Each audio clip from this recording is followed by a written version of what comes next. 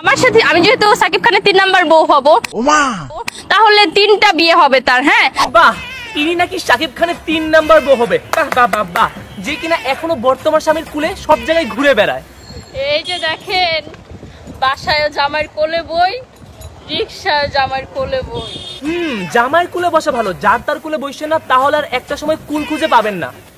হ্যাঁ, আমি তো অবশ্যই বাংলাদেশের সানি লিওন। ওয়াও, বাংলাদেশের সানি লিওন। ভাই, আমি একটা সময় ইন্ডিয়ার সানি লিওনের বেবি ডল সং থেকে কান্না করতাম ছোটবেলায়। ভাবতাম মেয়েটা কতটা গরিব, ছোট ড্রেস পরে, বড় ড্রেস কেনার টাকা নাই। নেগেটিভ চিন্তা ভাবনা করুক, আমাকে ওইভাবে দেখবে পাবলিক, আমি ওইটা চাই না। উফ, কি ধোয়া তুলসী পাতা মেয়েটি। আপনি যখন পাবলিকের সামনে নেগেটিভ কথাবার্তা বলে বেড়ান, তখন আপনাকে পাবলিক নেগেটিভ ভাবে দেখে না, তাই না? আর সবই হচ্ছে যে মুতার জায়গায় গুতা দেওয়ার ধান্দা, আর কিছু না। একটা মেয়ে অসভ্যতামি কোন লেভেলে গেলে এরকম কথাবার্তা বলে। কি আপু, আপনি কি গুতা খেতে খেতে এই জায়গায় আসছেন? কি গায়ে লাগলো? লাগাও। ইভেন্ট টেক দিয়ে যদি কাজ করতে হয়, বাংলাদেশে কেন করব?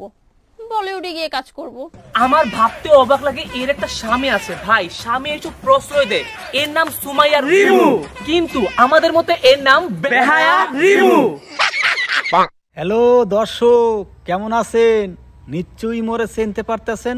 আরে হ্যাঁ, আপনাকে কে না চিনবে? আপনি তো সেই বোকাচন্দ্র স্বামী, যার বউ স্বামী রেখে এইসব কথাবার্তা বলে বেড়ায়। সাকিব খানের এখন একটা মনের মতো জীবন সঙ্গী দরকার, যেটা আমি পারবো।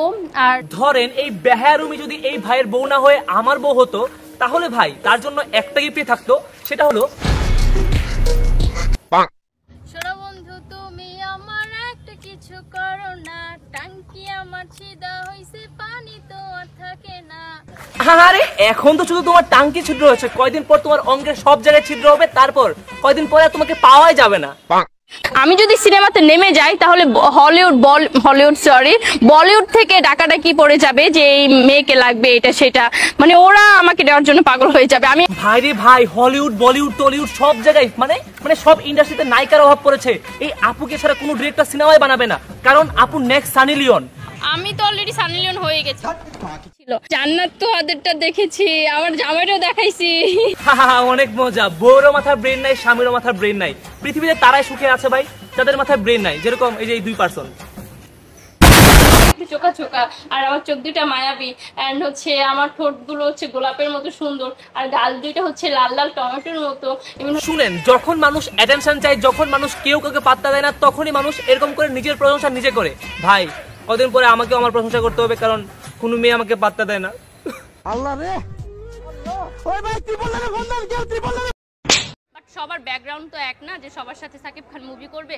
আমার ব্যাকগ্রাউন্ড একটু অন্য স্টাইলে। আরে আপুর কিন্তু ব্যাকগ্রাউন্ড প্রচুর হাই, সারা জীবন করে আসছে ফালতু টিকটক ভিডিও, তার আবার ব্যাকগ্রাউন্ড। তোমার মনে জায়গা দিছিলাম, তুমি থাকতে পারলা না। মানুষ ঠিকই বলে মজা ডাস্টবিনে মানায়, পরিষ্কার জায়গায় না।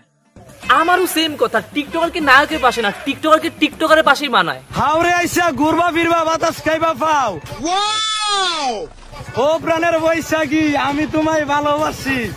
ভালোবাসা ভালো নাই, উদা উদি পেরা খাই, জীবনে এখন আলো নাই। এদের মাথার বেনার মাথায় নেই, চলে গেছে পাছায়। ভাই, এদের সিনেমা ইন্ডাস্ট্রিতে না, এদের যাওয়া উচিত পাবনায়।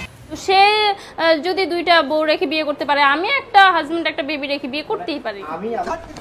ভাই, এদের আর কিছু বলার নাই। আপনার কিছু বলার থাকলে কমেন্টে ধুমধাম বলেন। ভিডিওটা আজকের মতো এই পর্যন্ত। ভিডিওটা কেমন হয়েছে অবশ্যই জানান কমেন্ট বক্সে কমেন্ট করে।